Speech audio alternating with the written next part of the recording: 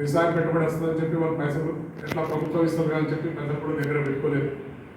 ఆ విధంగా రైతులకు ఎంతో కష్టమవుతుంది. దాని పోతే రుణమాఫీ ఎన్నో అంశాలు కృష్ణారెడ్డి పేపర్లో నిజంగా కేంద్ర ప్రభుత్వం ఇస్తున్న కిసాన్ రుణమాఫీ ఏదైతుందో అది ఉన్న వాళ్ళకి ఏమని, తెల్ల రేషన్ కార్డు ఉన్న వాళ్ళకి ఏమని ఎన్నో అంశాలు పెట్టి ఆ రుణమాఫీ కూడా ఎటువంటి ఆలోచన. మీకు శాతగాని వాగ్దాలు ఎందుకు ఇస్తున్నాం? 2 లక్షల రుణమాఫీ చేస్తామండి, 4,000 రూపాయలు పెన్షన్ ఇస్తామండి, ఇదివరకు అది లేదు. ఏది కూడా ఒక్కటి కూడా అమలుగా అయిందంటే ఏం లేదు. ఏమన్నా ఉచిత బస్సులు మేము ప్రయాణంలో మహిళలకు ఇచ్చినామని చెప్పి సంతోషపడుతుంది. కానీ ఆ మహిళలే వాళ్ళంటున్నారు అనవసరంగా ఇచ్చినాం, మాకు ఏదైనా మహిళలకు ఒక్క టికెట్ పెట్టనుంటే నేను ఇచ్చిన పెట్టి మాకు పంచాయతీ పెడుతున్నాం అని చెప్పే విధంగా ఇచ్చిన స్కీమ్. ఇటు యువకులను చూస్తే వాళ్ళు ఆందోళన చేస్తున్నారు. హైదరాబాద్ అర్ధరాత్రి పూట మన అశోక్ నగర్ సంఘటన జరిగింది, ధర్నా చేస్తున్నాం. వాళ్ళకి ఉద్యోగాలు సంవత్సరానికి మేము 2 లక్షల ఉద్యోగాలు ఇస్తామని చెప్పి మాట చెప్పినాం. కాని మాటలు, ఏ ప్రభుత్వం కూడా చేయలేని మాటలు, ఏ ప్రభుత్వం ఉన్నా చేయని పనులు ఇలా చెప్పి ఇలా ప్రజలకు వచ్చి ఇలా మోసంతో ప్రజలను మోసం చేసే కనుక ప్రజలకు క్షమాపణ చెప్పాలి. మీరు ఇచ్చిన వాగ్దానాలు ఏవైతున్నాయో అవన్నీ నెరవేర్చాలి. ఈ ఎమ్మెల్యేల బెదిరింపులు మానేసి వాళ్ళకి ఇష్టం లేకపోతే కూడా తీసుకోండి.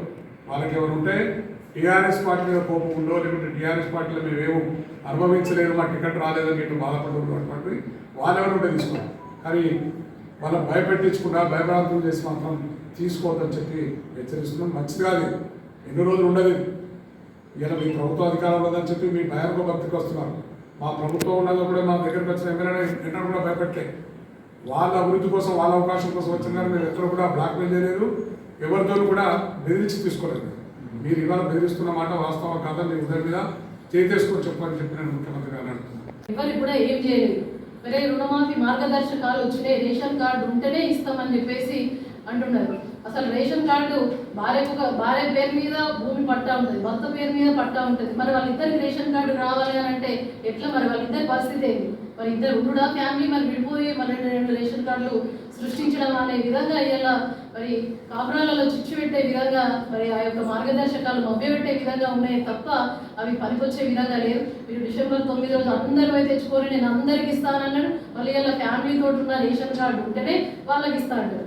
ఇప్పుడు మా పక్కకున్న కొలుముల రమణ గారు ఉన్నారు, వాళ్ళకి రేషన్ కార్డు లేదు, కాకపోతే రుణమాఫీ 1,00,000 రూపాయలు ఇప్పుడు బ్యాంక్ లోన్ ఉన్నది. మరి అటువంటి వాళ్ళ పరిస్థితి ఏంటి అంటే, మీరు ప్రభుత్వం రాకముందు ఒక మాట, ప్రభుత్వం వచ్చిన తర్వాత ఒక మాట మాట్లాడితే రైతులు కూడా అందరూ నిరుద్యోగులు, రైతులు అందరూ కూడా ఎదురు చూస్తూ ఉన్నారు. మీకు సరైన సమయంలో బుద్ధి చెప్తారు. ఇవాళ ఇక్కడ గెలిచినటువంటి ఎమ్మెల్యే గారు ఆనాడు ఏమన్నారు? రైతు వ్యతిరేకి రేవంత్ రెడ్డి డౌన్ అనుకుంటా మరి ఆ రోజు ధర్నా చేసింది. ఏ రోజు చౌరస్తా కాడ మీడియా మిత్రులే ఉన్నారు, నేను కూడా పోయినా, దాంట్లో పార్టిసిపేట్ అయినా, అందరం కూడా పోయింది.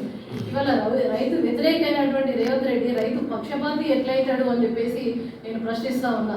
అదేవిధంగా మన కళ్యాణ లక్ష్మి చెక్కులు వంచేరు, బీర్పూర్, సారంగాపూర్లో వంచేరు, జైత్యాల వంచేరు. అసలు కళ్యాణ లక్ష్మి తులం బంగారం మరి అబద్ధం అని చెప్పేసి కేసీఆర్ ఇచ్చిన పథకాల మీద గెలిచారు కదా మీరు. మరి తులం బంగారం కోసం మళ్ళీ మీరు తులం బంగారం ఏమైంది? మరి తులం బంగారం పట్టుకొని వచ్చిరా? తులం బంగారం ఇస్తే మళ్ళీ మీరు కళ్యాణ లక్ష్మి చెక్కులు వంచుతున్నారా? మరి ఏమైంది కళ్యాణ లక్ష్మి తులం బంగారం పరిస్థితి?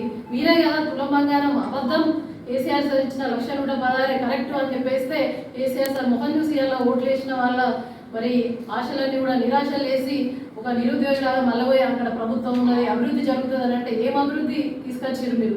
అసలు నువ్వు డబుల్ బెడ్రూమ్లు ఇల్లు కూడా మరి కేసీఆర్ గారి నాయకత్వంలో కవితగా ఉన్నప్పుడు ఒక మినీ టౌన్ చేసింది. అంతకు మించి అభివృద్ధి ఉంటుంది. అదే డబుల్ బెడ్రూమ్లు తీసుకురాకపోతే ఇవన్నీ కూడా ఎక్కడి నుంచి వచ్చి మరి ఎమ్మెల్సీ జీవన్ రెడ్డి గారికి ఎంత బాధ్యత ఉందో మరి ఎమ్మెల్యే సంజయ్ కుమార్ గారికి కూడా అంతే బాధ్యత ఉంటుంది. మరి దొంగ హామీలు మరి కేసీఆర్ సారే అసలైన వాడని చెప్పేసి గెలిచినటువంటి ఇవాళ ప్లేట్ ఫిరాయించి దాంట్లోకి వెళ్ళినటువంటి ఎమ్మెల్యే గారు కూడా మరి ఇవన్నీ కూడా పథకాలు మరి 6 గ్యారెంటీలు అబద్ధమని మళ్ళీ 6 గ్యారెంటీలే సబబని వెళ్ళినటువంటి వారు సమాధానం చెప్పాలి. మరి రైతులకు, మహిళలకు, మన వాళ్ళందరూ కూడా ఇప్పుడు ఆషాఢం అయిపోయింది, మళ్ళీ శ్రావణం స్టార్ట్ అయితే మంచి ముహూర్తాలు వస్తాయి. మరి తులం బంగారం తీసుకురావడానికి వెళ్ళిండేమో మా ఎమ్మెల్యే గారు అని చెప్పేసి ఎదురు చూస్తూ ఉన్నారు. ఇవన్నీ కూడా నీరు గార్చకుండా మరి అమలు చేయాలి. మీకు రాబోయే రోజులలో అమలు చేయకుండా కూడా ప్రజలు, రైతులందరూ కూడా బుద్ధి చెప్పే సమయం నాశనమైందని చెప్పేసి తెలియజేస్తా ఉన్నారు.